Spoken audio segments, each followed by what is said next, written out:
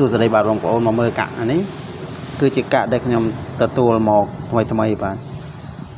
ហើយប្រភេទបែបនេះខ្ញុំទៅទទួលនៅវេរៈបន្ថែមបាទខ្ញុំ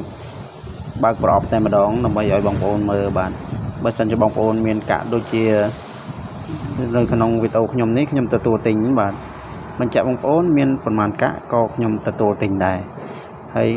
និយាយថ្លៃគ្នាសិនក៏បានបាទបញ្ជាក់បងប្អូនសូមបងប្អូនមើលកាក់នេះបាទ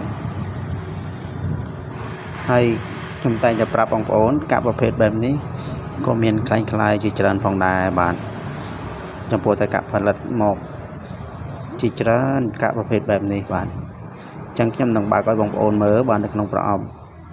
បាទហើយនេះគឺជាកាក់ដែលខ្ញុំទទួលថ្មីហើយក៏មានចំនួន12កាក់ផងដែរបាទខ្ញុំទទួលហើយអានេះបងគាត់ផ្ញើមកមុនបាទខ្ញុំបាញ់លុយទៅតាមក្រោយបាទដោយការជឿទុកចិត្តគ្នាបាទ12កាក់ចំនួនបាទអញ្ចឹងសូមអរគុណបាទ